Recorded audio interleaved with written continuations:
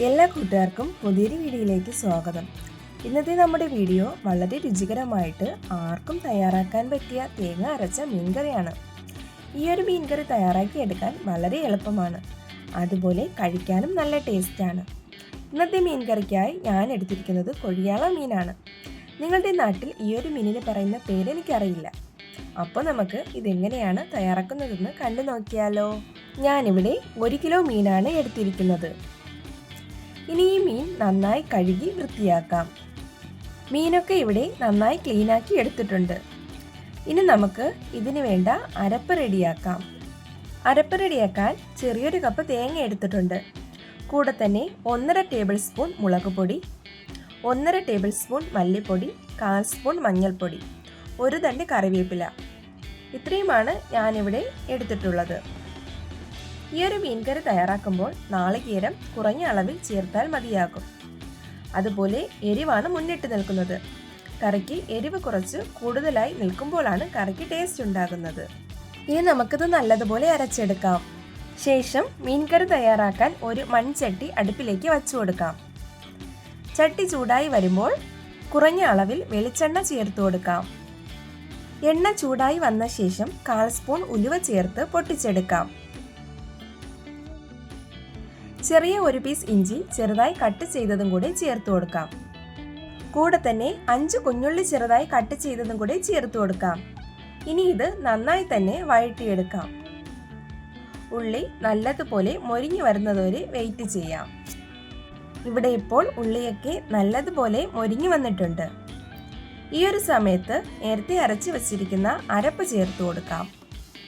അരപ്പും ചേർത്ത് കൊടുത്തിട്ട് നല്ലതുപോലെ ഒന്ന് ഇളക്കി കൊടുക്കാം. അരപ്പിൻ്റെ ആ പച്ച ചുവയൊക്കെ ഒന്ന് മാറിക്കിട്ടണം. അതുവരെ നമുക്ക് നല്ലതുപോലെ ഇളക്കി കൊടുക്കാം. ഇളക്കുന്ന അരപ്പിൻ്റെ എണ്ണയൊക്കെ ഒന്ന് തെളിഞ്ഞു വന്നാൽ മിക്സിയുടെ ജാർ കഴുകിയ വെള്ളം ഒഴിച്ചു കൊടുക്കാം. പിന്നെ നമുക്ക് ചാറിന് ആവശ്യമായ വെള്ളവും കൂടി ഒഴിച്ചു കൊടുക്കാവുന്നതാണ്. ഇനി അരപ്പിലേക്ക് ആവശ്യത്തിന് പുളിവെള്ളം ചേർത്ത് കൊടുക്കാം. ഞാനിവിടെ 1/4 കപ്പോളം ചേർത്ത് കൊടുക്കുന്നുണ്ട്. ഇനി ഈ അരപ്പ് നല്ലതുപോലെ വെട്ടി തിളച്ച് വരുന്നതുവരെ വെയിറ്റ് ചെയ്യാം. ഈ സമയത്ത് മീൻകറിക്ക് ആവശ്യമായ ഉപ്പും കൂടി ചേർത്ത് കൊടുക്കാവുന്നതാണ്. അടച്ചു വെച്ച് തിളച്ച് വരുന്നതുവരെ നമുക്ക് വെയിറ്റ് ചെയ്യാം.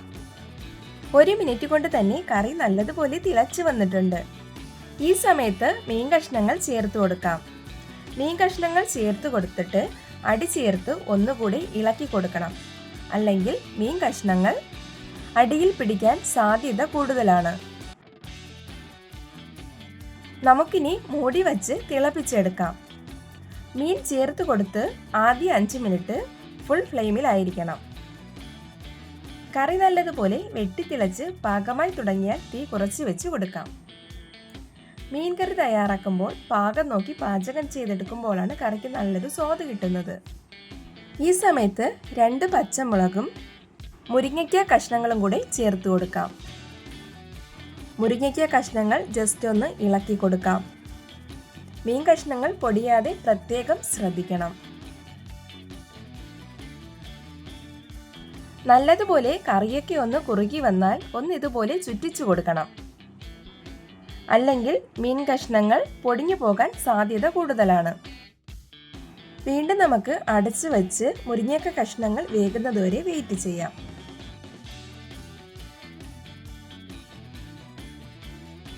ഇവിടെ ഇപ്പോൾ തിളയ്ക്കാൻ തുടങ്ങിയിട്ട് 10 മിനിറ്റ് ആയിട്ടുണ്ട്. എണ്ണയൊക്കെ നല്ലതുപോലെ തന്നെ തെളിഞ്ഞു വന്നിട്ടുണ്ട്. ഇനി നമുക്ക് മീൻകറിയിലേക്ക് കുറച്ച് കറിവേപ്പില ചേർത്ത് കൊടുക്കാം. കൂടെ തന്നെ 1 ടേബിൾ സ്പൂൺ വെളിച്ചെണ്ണ കൂടി ചേർത്ത് കൊടുക്കാവുന്നതാണ്.